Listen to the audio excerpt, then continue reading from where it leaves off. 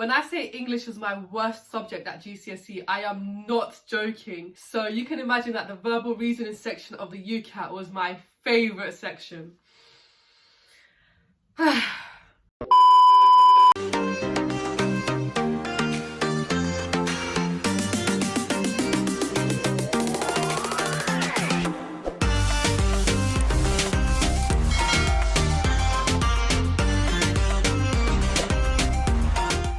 Hello everyone and welcome back to Journey2Med. If you are new here, my name is Hazal and I'm a first year medic studying at Barcelona, London. And if you are not new here, thank you so much for tuning into another video. Verbal reasoning was by far my worst section of the UCAT. I'm just not good at analysing and interpreting big chunks of text. This meant that I had to work quite hard every single day to make sure that I got a decent score in this section. So continue watching to find out exactly what I did to get a decent score in the verbal reasoning section of the UCAT.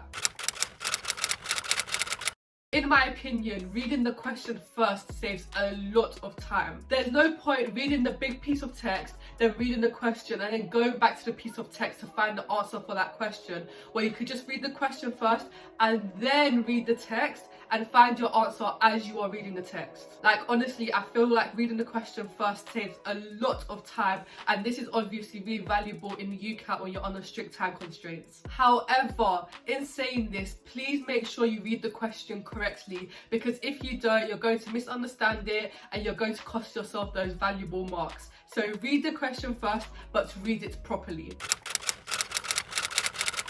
This one might seem a bit funny, but you guys need to practice speed reading, especially if you're someone like me who genuinely doesn't read, and if I do read, I read so slowly. So you can imagine that I struggle to get all the questions in the verbal reasoning section done in time. I know that I'm bad at interpreting text and I'm also bad at reading text quickly, so I knew this was a skill I had to practice. It is really hard to do in my opinion, but to work on it, I literally just took big pieces of text and read it as quickly as I could and made sure that I understood what I was reading as well. I also tried to do my best that when I picked these sections of text, I was picking it from different types of sources, because you don't know what you're going to come across on the day of the exam. So if you're someone like me who can't read anything quickly, make sure you practice speed reading. This might seem like a bit of a weird one, but make sure you actually understand what the answer options are. So in some of the questions, they'll give you a statement and then the options would be true, false, or can't tell, and you have to use the piece of text to answer this. A statement is true if it follows logically from the piece of information you have been given. And a statement is false if it logically does not follow from the information you have been given. And if you can't tell if the information logically follows from the passage or not, the answer is most probably can't tell. So don't fall into the trap of thinking that the answers can either be true or false. Remember that there's a can't tell option that you can use if necessary. This one is very, very important. If you know a lot about football and a football question comes up, that doesn't matter. You can't use any of your outside knowledge when answering these questions. Only use the information you are given in the text, even if you feel like the information is incorrect or it doesn't follow logically from what you know outside of this question. This might be hard to get used to at the start when you feel like something is so right but the text is telling you it's wrong. However, with more practice, you'll get used to just using what's in the question and forgetting everything else you know outside of the question. And this is another reason why practice is so necessary when it comes to questions in the UCAT.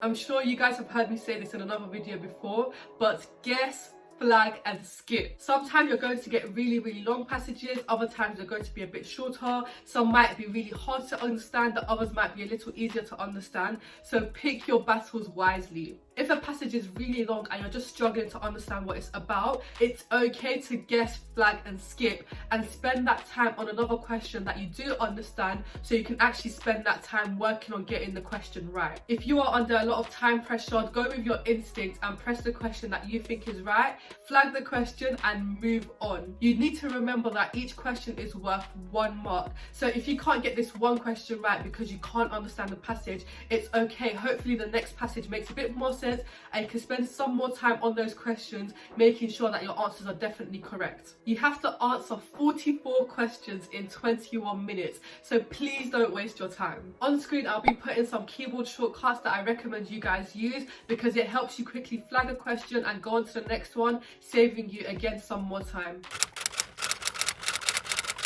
This one is true for every single section, but practice really does make perfect. The more you practice, the more comfortable you will get with the questions, and hopefully the better your scores will be. Literally at the start of my verbal reasoning practice, I was getting quite bad scores, but with more practice, my reading skills were getting better, my interpretation skills were getting better, and my score was improving. So please practice. And that is about it for today's video, guys. I really do hope that these verbal reasoning tips have helped you and that your score does improve. If you haven't realized already, this video is part of a mini 5-part series, so make sure you guys also go check out all the other videos. As always, make sure you guys like, comment, subscribe, turn on your post notifications, follow us on Instagram and Twitter, and I'll see you guys later.